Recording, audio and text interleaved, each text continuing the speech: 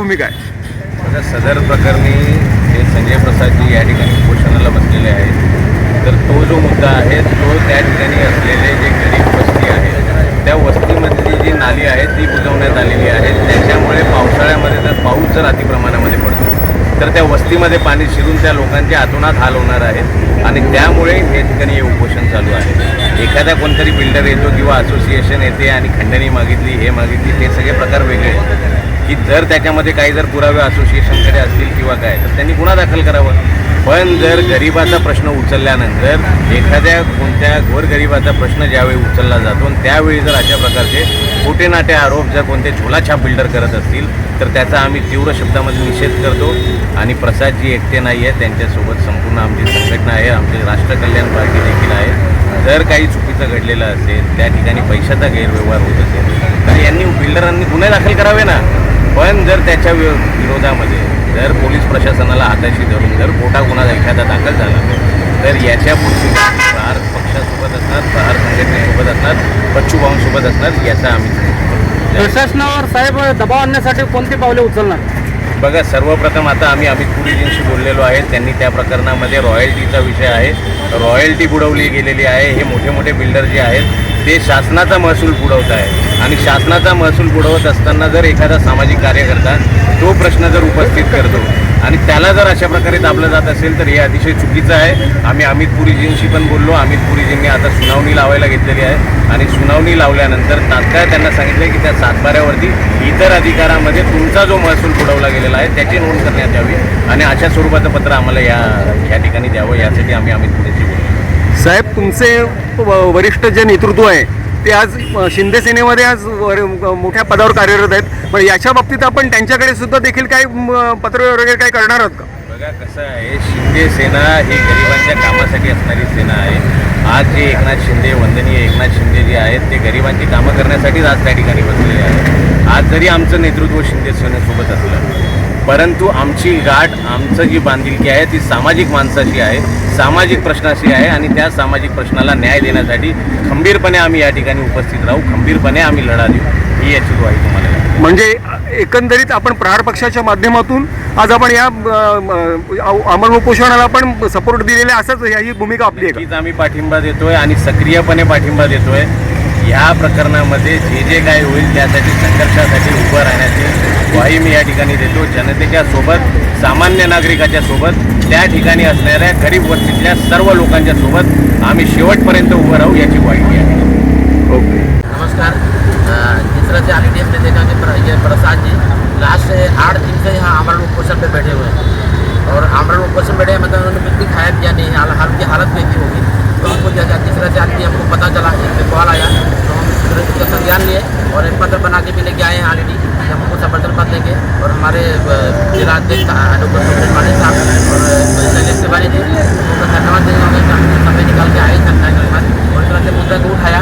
और अभी जिस तरह से हमारे साहब ने ऑलरेडी बात किया है तहसीलदार अमित पुरी साहब से, तो उन्होंने आश्वासन दिया कि अभी मैं ऑलरेडी जो यहाँ के नायब तहसीलदार हैं उनको भेज रहा हूँ.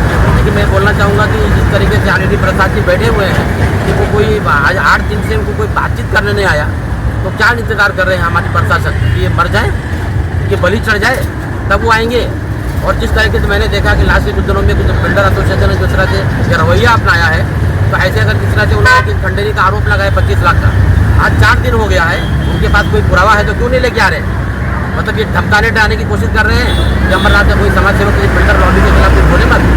बिल्डर लॉबी जिस तरह से देख रहे हैं कहीं ना कहीं आए दिन के बिल्डर करप्शन के चार्ज लग रहे हैं, लोगों को आश्वासन देते हैं हम इतने दिन में घर दे देंगे, घर नहीं देते हैं, गवर्नमेंट की पूरी सरकारी जगह हड़प जाते हैं. तो बिल्डर लोगों को मैं बोलना चाहूँगा आप ईमानदारी से अपना काम कीजिए, अमरनाथ में स्वागत है, लेकिन आप गलत तरीके से जिस तरीके से एक आदमी जो गुनहगार नहीं है तो फंसाने की कोशिश करेंगे तो प्रहार संगठन पूरी तरीके से आपके खिलाफ आंदोलन छेड़ेगी. और मैं प्रशासन को ये जवाब देना चाहूँगा कि अगर आज से लेकर शाम तक के आगे इनका उपोषण नहीं तोड़वाया, क्योंकि 8 दिन हो गया इनको, तो प्रहार संगठन ऑलरेडी हमारे जिला अध्यक्ष डॉक्टर पांडे साहब के नेतृत्व में और शैलेश तिवारी साहब के नेतृत्व में यह पूरा रोड को ब्लॉक कर देंगे. क्या होता है, क्योंकि आज कहीं ना कहीं अमरनाथ में एक इंसानियत जो है, एक सामाजिक संगठन जिंदा है. कोई नहीं आ रहा है मदद करने के लिए, लेकिन हम हैं और हम आसपास पूरी तरीके से इनको चेतावनी देते हैं. अगर आपने आज शाम तक उनका निवारण नहीं किया तो कल हम सुबह से लेकर के ये पूरा रोड ब्लॉक कर देंगे।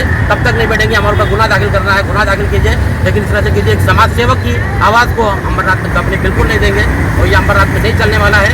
तो मैं प्रशासन से विनती करता हूँ पूरी साहब से और उमाकांत गायकवाड़ CM साहब से कि आप तुरंत इसका संज्ञान लीजिए और जो भी मामला है उसको निष्पक्ष जाँच कराइए और बिल्डर का अगर दोषी पाता है तो उसके खिलाफ कार्रवाई कीजिए।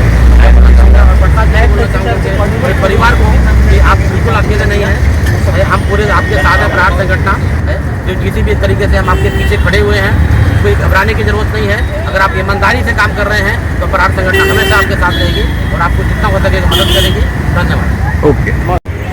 आज 8 दिवस झाले उपोषणाला इथं प्रशासनाने कोणी पण आता आलेलं नाही आहे मला बघायला आणि ते लोक मला असं वाटतं की मी वर जायचं असं काहीतरी ते लोक बघतात की मी मेल्यानंतरच त्यांचे डोळे उघडणार आहे. कारण की आम्ही एवढा प्रयत्न करून आमच्याकडे एवढं सगळं पुरावा असून सुद्धा प्रशासन आम्हाला याच्यामध्ये दखल घेत नाही आहे. बिल्डरवर कुठल्याही प्रकारचं ते लोक कारवाई करत नाही आहे आणि उलट माझ्यावरच ते लोक मोठा आरोप पण लावायचा प्रयत्न करतात आहे. तर आता काय विचार करावा, सामान्य माणसाने जनतेसाठी आवाज उठवायचं का नाही उठवायचं, आता हा प्रश्न आहे. 25 लाख का आपके ऊपर ऑफर दिया आणि 25 लाखाचा जो मोठा आरोप लावून येते लोकांनी की मी खंडणी मागितलं आहे 25 लाख रुपयाचं, मी नाही देत, मला नाही दिला म्हणून मी त्यांच्या विरोधात मी आता उपोषणाला बसलो आहे. मी तर आधी पण सांगितलं आहे पत्रकार लोकांना की पैसे जर मी मागितलं होतं तर तेव्हाच ते लोक माझ्यावर गुन्हा दाखल का नाही केलं. त्याचा पुरावा दिला पुरावा मी त्यांना विचारलं पण मी पुरावा सुद्धा सादर केलेला नाही आहे. आज जवळजवळ 4 दिवस झाले हे लोक पत्रकार परिषद घेऊन, जर त्यांच्याकडे पुरावा असते तर त्या लोकांनी त्या दिवशी मग गुन्हा दाखल करायला पाहिजे होतं माझ्यावर. आणि त्या दिवशी मी सुद्धा त्यांच्या विरोधात मी पोलिसांना मी तक्रार केलं होतो की 24 तासामध्ये त्या बिल्डर असोसिएशन म्हणजे बिल्डरचं मी नावसुद्धा मी घेतो आहे, अंकित पटेल जे बिल्डर आहे पटेल RPL रिअल्टीचं मेन ओनर आणि ज्ञानधर मिश्रा हे त्यांचे बिल्डर असोसिएशनचे कमिटी मेंबर आहे, संजय जाधव या लोकांनी बरेचदा असं वक्तव्य पण वापरलं होतं माझ्या विषयावर की याला गजाळ काढू, हे चीटर आहे म्हणजे चरित्रावर त्यांनी दाग लावले, माझं चीटर म्हटले आणि मला गजाळ काढण्याची भाषा केली ते लोक. तर मी हेच विचार करते की यार मी नागरिकसाठी आवाज उठवते, त्यानंतर हे लोक माझ्यावर एवढं सगळं आरोप लावते आणि माझ्या नावाची हे लोकांची बदनामी केली समाजामध्ये का, कारण की मी दलित आहे म्हणून, मी समाजासाठी आवाज उठवतो म्हणून माझं कुठेतरी आवाज दाबण्याचे ते लोक प्रयत्न करतात आहे.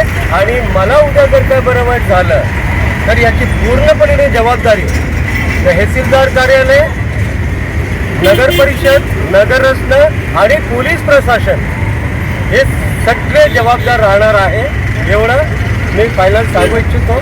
आमदार आपसे मिलने आए थे क्या, आमदार और नगराध्यक्ष?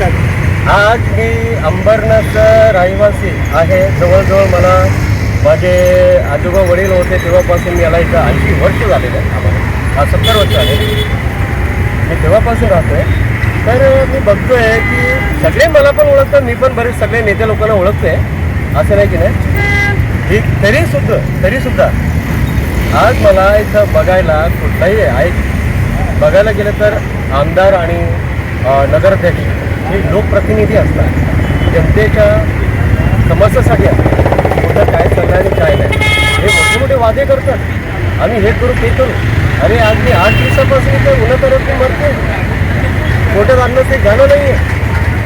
हे लोकप्रतिनिधी गेलं कुठे आत्तापर्यंत मला हे एवढं सुद्धा विचारायला आले नाही की तो कोणत्यासाठी का बसले, कशासाठी बसले, कोणाविरोधात बसले, तुला काय पाहिजे कमीत कमी एवढं तरी विचारावं.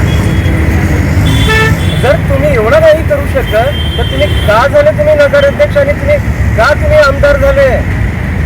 तुम्ही नाही होऊ शकत जिथं आहे ना, तर तुम्ही सामान्य माणसाचा प्रश्न सोडू शकत नाही, तिथं तुम्हाला हक्क नाही आहे आमदार आणि नगराध्यक्ष होण्याची. आज आपल्याला प्रहार संघटनेचे पदाधिकारी आले आहेत, तर काय म्हणणं आहे तुमचं त्याच्याबद्दल? आज मी प्रहार संघटनेचे जे आमचे आनंदभाई आहे, आमचे साहेब ठाणे जिल्ह्यात ॲडव्होकेट स्वप्नील पांडे साहेब पाटील साहेब आपले ठाणे जिल्हाध्यक्ष आणि शैलेश तिवारी हे आमच्यासोबत आहे. हे आम्हाला समर्थन देतात. हे मला खूप अभिमान वाटलं की हे पण माझा या प्रश्नामध्ये ते दखल घेतलेलं आहे. मला खूप अभिमान वाटलं आहे आणि हे आपल्या पूर्णपणे समर्थन करतात आहे. तर मी साहेबांना धन्यवाद म्हणेल. साहेब, आपण दखल घेतले यांच्यात आणि मी अपेक्षा ठेवणार की आपण माझ्यासोबत असं पाठीशी खंबीर उभं राहणार आहे. हे मी अपेक्षा ते तिकडचा